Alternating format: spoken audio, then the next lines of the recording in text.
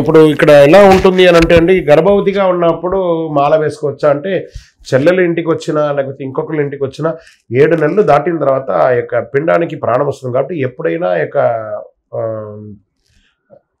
Delivery అవుతుంది కాబట్టి దాన్ని దృష్టిలో పెట్టుకొని దీక్ష తీసుకోండి. శరణమయ్యప్ప. అంటే నేను ఉద్యోగరీతిగా వెళ్ళానండి. నేను ఆ రోజు సాయంత్రం పూజను నేను మిస్ అవుతున్నాను.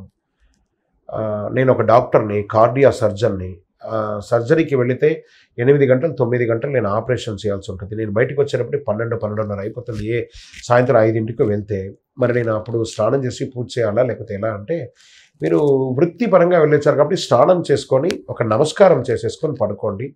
మీరు దీక్షలో ఉండగానే మీ వృత్తి చేస్తూ ఉండగానే నామస్మరణ చెప్పాం కదా, మనం దీక్షలో తీసుకునేటప్పుడు చెప్తున్నాం కదా, సర్వకాల సర్వావస్థలందు మీ నామస్మరణ ఓం శ్రీ స్వామి శరణమయ్యప్ప అనే తారక మంత్రాన్ని జపిస్తానని చెప్పారు కాబట్టి మీరు ఎప్పుడు జపంలోనే ఉంటారు కాబట్టి పెద్ద దోషం లేదు, దానివల్ల తప్పు లేదు.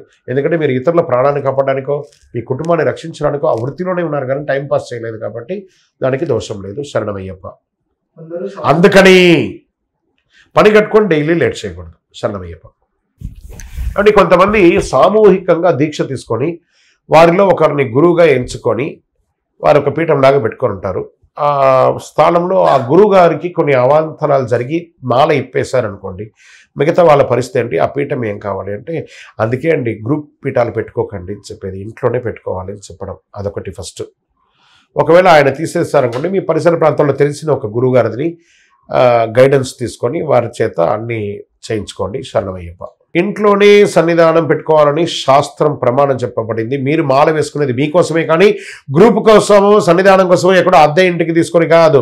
ఆ అద్దె ఇంట్లో బాగా పూజలు 40 గంటలు పూజ చేస్తే ఆ ఇల్లు బాగుపడుతుంది కానీ మీరు బాగుపడలేదు కదా. మీ ఇంట్లో పూజ చేయండి, మీ కుటుంబం అంతా వింటారు. ఆ శబ్దం వైబ్రేషన్ ఇల్లంతా పడాలి.